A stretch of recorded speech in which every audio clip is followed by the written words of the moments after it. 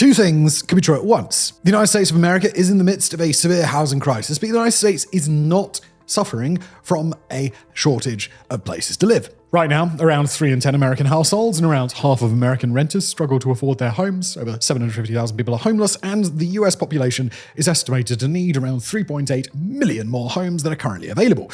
At the same time, in the same country, in the same cities and communities, there are over 6.5 million homes sitting vacant right now, deliberately held off the market at a time when they are desperately needed. And when big problems in modern society just don't add up, you follow the money. And when you start to follow the money on America's housing crisis, it becomes very clear very quickly that there is a rot at the core of the system. Data-powered price fixing, deliberate market manipulation, and a whole mess of financial incentives that push builders and landlords to ensure that people don't get the housing they need. Make no mistake, ordinary Americans are facing a housing crisis. But it's not because America doesn't have enough housing. The US housing crisis exists because Americans are getting shafted in a massive, coordinated campaign to extract profit. Just before we continue, today's video is sponsored by PLAUD. I don't know if you're like me, but you finish a meeting, your brain is full, your notes are scattered, somebody's already asking you for follow-ups. You're like, follow-ups on what? What's happening? I don't remember half the meeting. Well, good news, because that is where, I'll take it out of my pocket, is where PLAUD comes in. PLAUD is basically a digital secretary. All you have to do is you press this button to start taking notes, and it's got two modes. There's the first one, you have the lever slid up, which allows you to record a call. So if you're on the phone, it'll record the call and take notes for you, which is fantastic, or slide it down, and that's just passive mode. So if you're in a meeting, you can just leave it on the desk, everyone can be heard by it, and it identifies the speakers and it puts it into these fantastic actionable notes.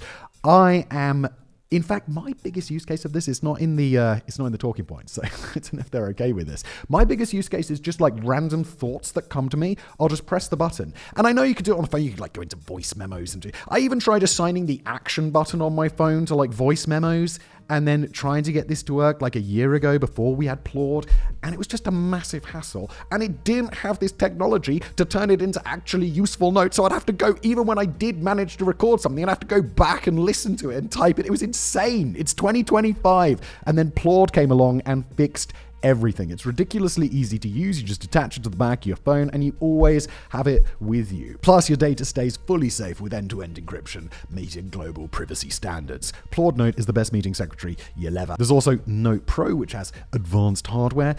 They couldn't actually send that to me in time, so I haven't tried it. Full transparency. They did send me the pin, which is when you clip on yourself, and that's awesome. I feel like it's like I'm a Star Trek nerd. It's a comm badge. You press it and you take a note. Anyway, hit the link in the description below, scan the QR code, and use my code for a great discount on some of PLAUD's selected products. Thank you to PLAUD AI for sponsoring, and now back to today's video.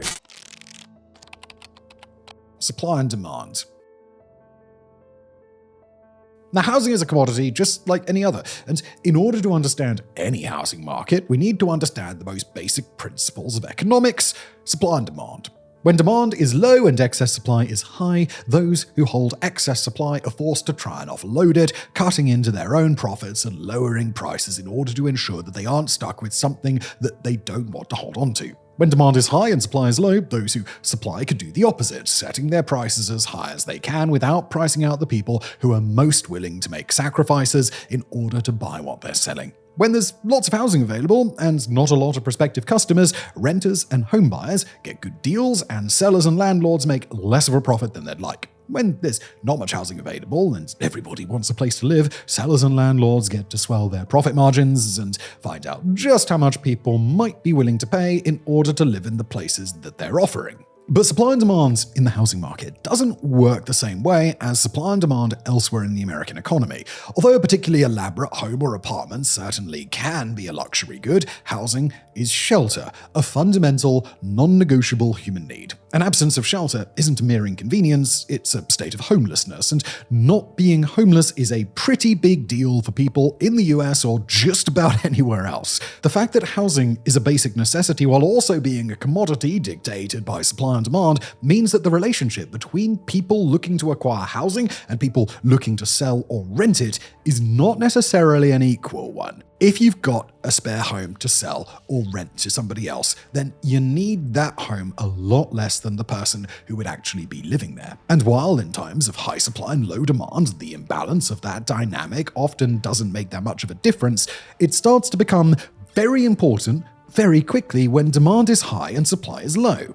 For people looking to buy, competing for housing isn't the same thing as competing for, let's say, a limited release luxury wristwatch. It's a competition to fulfill a basic need where, if there's greater demand than there is supply, then someone, somewhere, is going to lose out in the end. That dynamic places a great deal of power into the hands of people who have housing to offer and who understand that prospective customers will go to great lengths to acquire what they have. If you make, let's say, $4,000 a month, you're not likely to spend half of that money on incremental payments for that fancy wristwatch. But if you make $4,000 a month and you live in a place where the only available apartment charges $2,000 of rent each month, then your choice is simple. Either become homeless, absorb the high costs of moving to somewhere cheaper, or get ready to write a monthly check for $2,000. In a seller's market, it's easy to jack up prices even before you start to rig the game.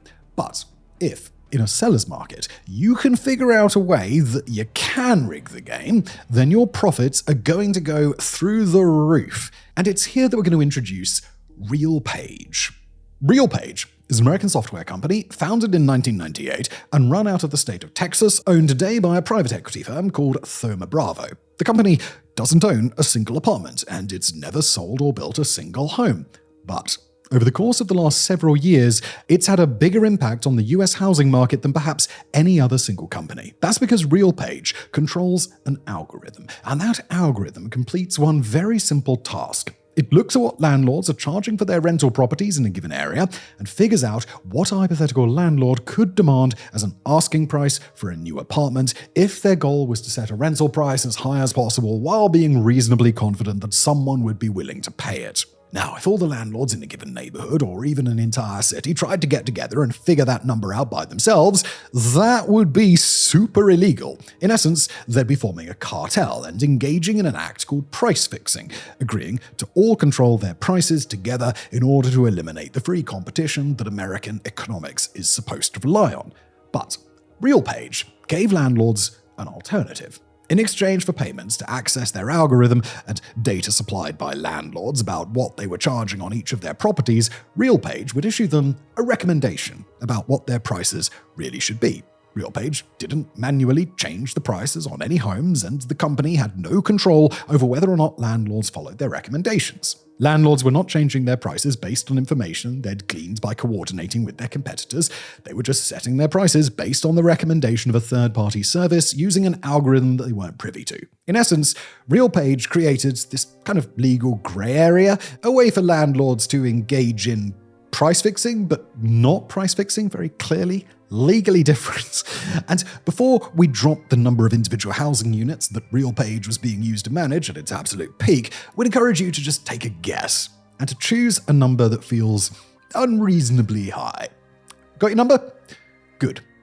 Well, 16 million units in hundreds of cities and towns all across the United States. That's over 1/3 of the 44 million renting households that the United States even has. Now, this algorithmic, definitely not price fixing, hasn't gone unnoticed, and like so many other corporations that find their way into a legal grey area, which is definitely legal, just to be clear, authorities in the US are working hard to ensure that what RealPage is doing is clearly and decisively outlawed. In 2024, the company was slammed by the US Department of Justice as a blatant price-fixing scheme. Again, not us alleging that, but the US Department of Justice. Plausible third-party deniability be damned. Senators have introduced legislation to prevent cartels in the rental market. Cities have banned the use of the service, and states, including New York, have banned RealPage and other algorithmic, definitely not price fixers, outright. But in hindsight, it's entirely clear that the damage from RealPage has already been done, taking what was a growing housing crisis in the United States and making it worse, allegedly. The impact. When a few landlords here or there engage in algorithmic price fixing, the results might not be particularly noticeable. But when a majority or even a supermajority of landlords are all using the same services to set their prices, the outcome can be devastating. Now, we've got to be very clear that despite RealPage and other services like it engaging in algorithmic, definitely not price fixing, those services aren't actually taking homes off the market. If there are 10,000 rental units in a small city and all the landlords in that city are collaborating through a third-party service to set their prices, that doesn't mean that any of those rental units are converted to some other kind of space. But landlords are incentivized to restrict the public's access to housing in two ways at once. First, they want to avoid introducing too many rentals to the market at once. After all, increasing supply will drive down prices. But if landlords can coordinate their prices so effectively that they can prevent prices from ever dropping, then the next step isn't just to hold steady and preside over a rental market that delivers everybody a nice fixed income every month. The next step is to make sure that that number goes up even further as soon as that number can climb without driving people out of the rental market. In desirable areas where ordinary people have already gotten used to gritting their teeth and paying steep rental costs, and then established whole lives that they would want to leave behind, it's easy enough to keep rents ticking upward year over year because those people will find a way to pay even more, even though the thing they're actually paying for hasn't gotten any better. But that only works if landlords can ensure that new apartments don't come on the market quickly enough or in great enough numbers at once for them to unintentionally create a more competitive environment. Landlords can drip feed a few more units into the rental market each year and get a few more people to pay at high prices without upsetting the entire ecosystem. But as soon as the situation gets even a little bit competitive, with landlords looking to undercut each other, the system falls apart. Everyone, from the landlord's perspective, stands to lose if that's allowed to happen. And make no mistake, that's precisely what is happening. One 2023 report from LendingTree identified about 5.5 million vacant housing units across America's 50 largest cities in 2022, but found that only 1/4 of those were actually being advertised for rent or sale, with another 8% undergoing reservations. All the while, around 2/3 of the total were simply being held off the market without a clear cause. At the same time as they're deliberately constraining the entry of new apartments to a rental market, those same landlords and their definitely not price-fixing consultants are going to keep ticking prices upward, and it's here that we find an even more insidious way that the system restricts the public's access to housing. As apartment prices get higher and higher, there comes a certain point that households just can't live in a certain area. It's just as simple as the required income to stay exceeding their means. As lower-income renters are forced to leave the places that they used to live, those apartments will be taken off the market for a while if people are leaving so quickly that the influx of new rental offerings would crash prices.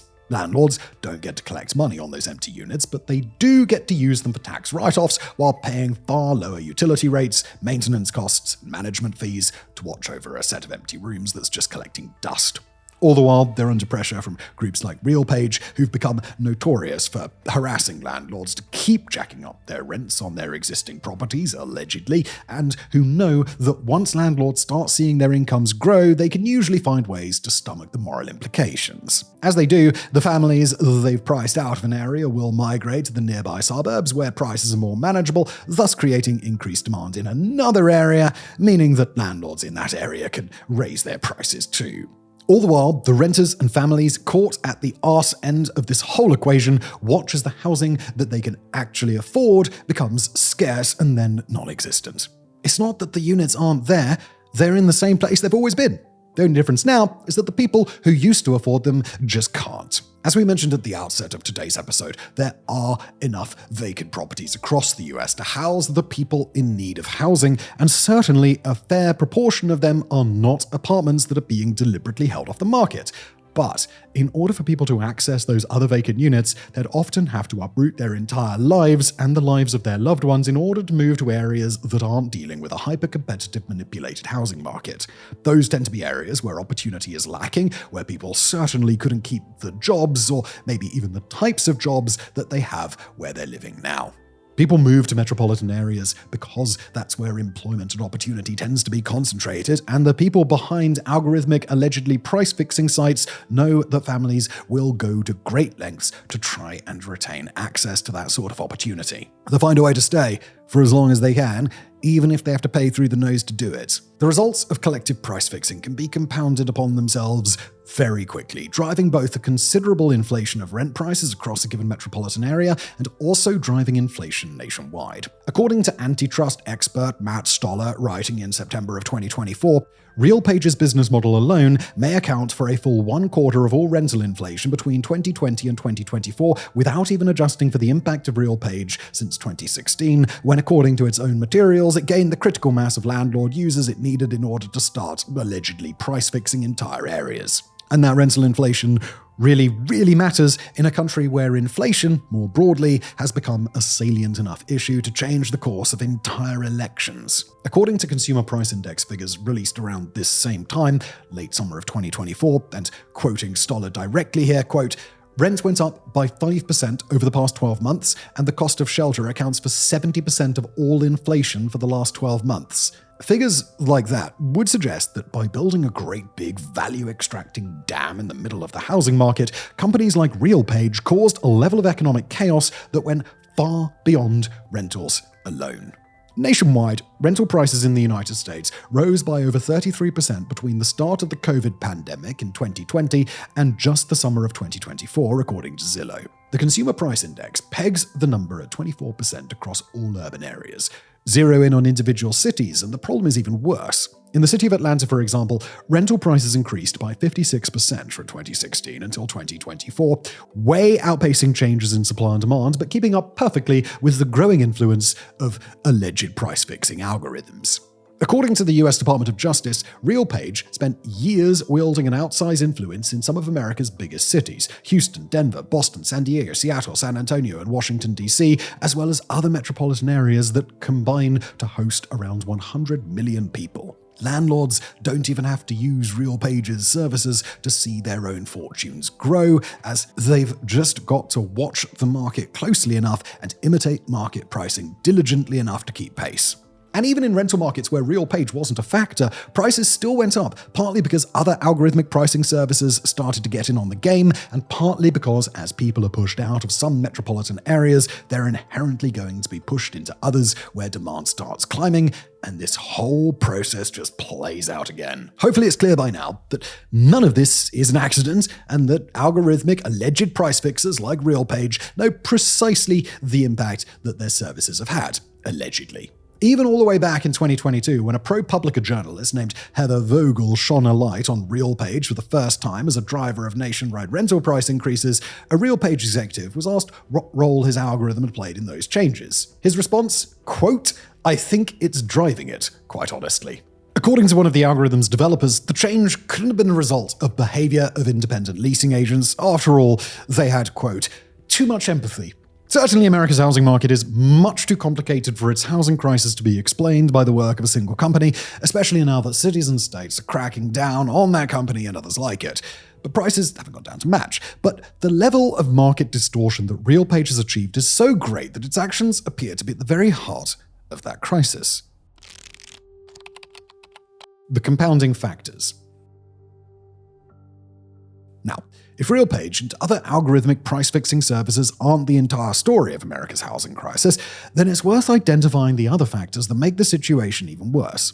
As we explained at the outset of today's episode, the problem that's driving the crisis isn't that there simply aren't enough homes and apartments. The housing units are there, but they're out of reach. Not to break the fourth wall, but that's why this episode is titled What It Is. America's housing crisis isn't real. The crisis impacts millions upon millions of Americans every single day, but it's not genuine. It's manufactured. And in order to manufacture an entire crisis of this magnitude, we've got to look far beyond the actions of a single company. We also can rule out a few other factors because although they do take homes off the market, they're not really to blame for America's housing crisis. Lots of housing units across America sit empty for part or all of a given year because they're vacation homes, secondary properties that are held by a person who keeps primary residence elsewhere. Other apartments are held off the market because they genuinely need to be off the market for a little while. Perhaps they need a remodel or need routine maintenance, or they're just sitting vacant for a couple of weeks because it's simply easier to have all new rentals start at the first of the month. Some units sit vacant because they're in a sale process, but sales haven't cleared yet, while others are vacant because they're in buildings that are going to be torn down, repurposed, or because the people in charge of them are delaying putting them on the market because they've got to deal with something else in their personal lives before they can go back to being a proper landlord again. None of that's the problem. Instead, we're going to focus on two types of housing units. Ones that are ready to host occupants, but are not offered at reasonable prices to ordinary community members, and ones that could be built to alleviate a local housing shortage, but are never actually constructed and put up for use. Perhaps the most obvious place to start is on the question of homes for sale instead of those offered for lease. As the price of rentals in a given area goes up, so do property values. After all, if a person bought a property to rent in those areas, they'd stand to make a lot more money today than they did a few years ago. As property values rise, so does the price of existing or new buildings, whether a prospective buyer plans to live there themselves or rent out to somebody else. As a result, the same pattern plays out again. People who otherwise would have bought homes in the area where they work and want to live are priced out of doing so. Making matters worse, realtors are just as capable of collective algorithmic price fixing as landlords, sometimes by investing in comparable services that are oriented towards sale properties instead of rentals, and sometimes by monitoring rental price fixes or watching the rental market and then doing the rest of the maths by themselves. In 2023, America's National Association of Realtors lost a federal trust-busting lawsuit, but ever since, industry insiders and antitrust experts have argued that the settlement didn't go nearly far enough to break up the cartel that America's realtors have created. And then there's the question of builders, the people you might expect to start building more housing units in order to capitalize on the obvious demand. For some reason, that's not happening, and a growing proportion of social commentators are trying to explain the discrepancy. These are the problems at the heart of America's new abundance movement, named after a 2025 book of the same name by Ezra Klein and Derek Thompson. As the book argues, and as proponents of the abundance movement would suggest, prospective homebuilders would love to be building more housing, but they face prohibitive barriers in doing so.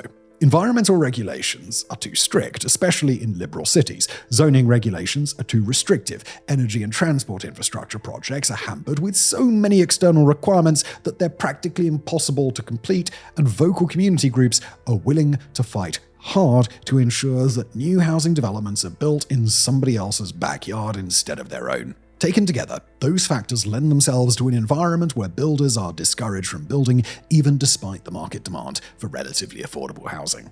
Unfortunately, that argument by itself doesn't address the larger issues of America's housing crisis. For one thing, it doesn't actually do all that much good to build new housing units if the people who are going to market them to prospective buyers or buy them up in order to rent them out are just going to use them in the same way that landlords and realtors treat existing properties. If all those new units are just held off market until they can sell for the same high prices as everywhere else in an urban area, then simply building them doesn't address the housing crisis in any meaningful way. And that dynamic speaks to another issue: the lack of political will and practical ability for city or state level leaders to break through a housing cartel and force unit prices to be more affordable.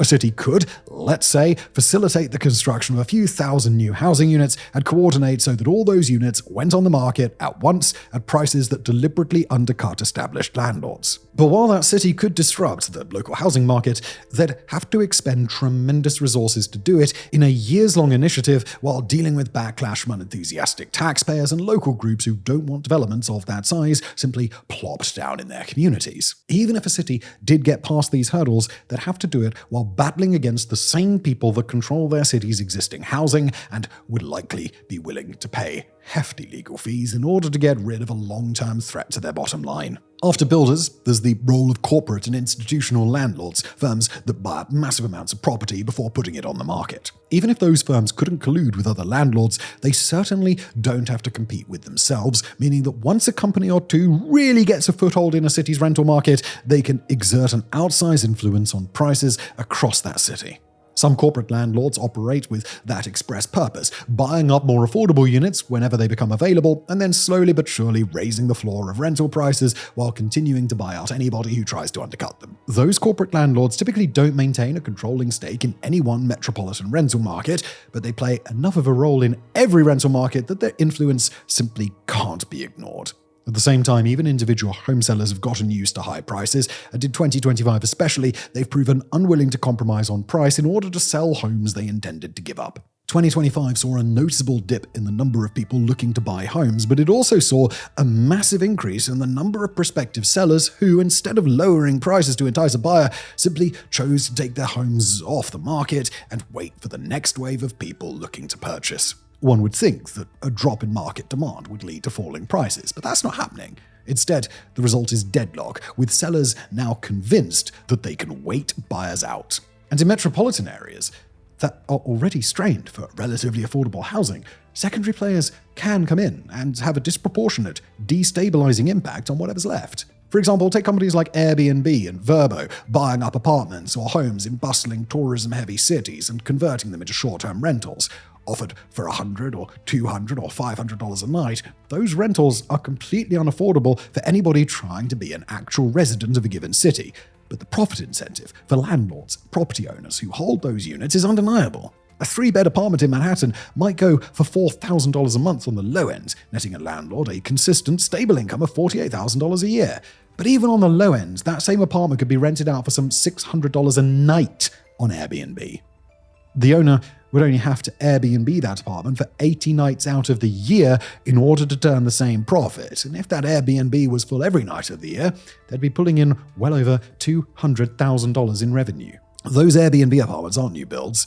They come out of the existing rental market, and every time an apartment is converted to a short-term rental, it disappears from the long-term housing pool. In a city where housing availability is already constrained, the subtraction of a couple of hundred Airbnb units can be catastrophic. For example, in 2022, over half of Miami's 339,000 vacant apartments were being used as either Airbnbs or vacation homes, a problem that's common across US cities that are the most sought-after tourist destinations. Add together all of those factors at once, plus other variables like shifting desirability, broader economic turmoil, rent control avoidance, and people holding onto homes that they want to sell as they wait for sellers' conditions to improve or for the value of their properties to rise. Somewhere in that miserable witch's brew of market manipulation, price fixing, building obstructions, competing business incentives, and everything else that we've mentioned, you get America's ongoing housing crisis. The US is deeply immersed in a ruinous cycle, one that's driven and reinforced by housing cabals, protected by the unwillingness of builders to create and introduce new homes to market, and confounded by all the other ways to make money off a property besides offering it at an affordable price to the people who need it. The housing units are there, and the people who need access to those housing units are there in the same cities at the same time, passing like strangers in the night. They're being kept apart deliberately and proactively by people who stand to make lots of money by ensuring that housing doesn't become affordable for those who need it most. And worst of all, the damage is done. Even if every single one of these issues were to be addressed tomorrow, America's housing market has endured a fundamental, all-encompassing reset. The prices have already gone up. The cities have already been rendered unaffordable, and even if those problems stop actively becoming worse, that doesn't mean they'd be undone. Luckily, some expert analysts suspect that there's a light at the end of the tunnel. States like New York and California are cracking down on algorithmic price-fixing sites harder than ever before, and social forces like the abundance movement are working to stimulate growth in the home-building industry. Some even wonder if America's growing economic turmoil and a potential crash in the housing market, the AI bubble, or elsewhere across the nation's economy might unbalance this whole housing crisis enough that units finally become affordable again. For now, though, policymakers trying to find a way out of this crisis have found themselves in a very difficult spot, working to drive change in an industry that's already been manipulated beyond recognition. That change is possible, but a price-fixing cartel that's been active for the better part of a decade is not easily dismantled. It's going to be a while longer before America's housing crisis could finally sort itself out. Thank you for watching.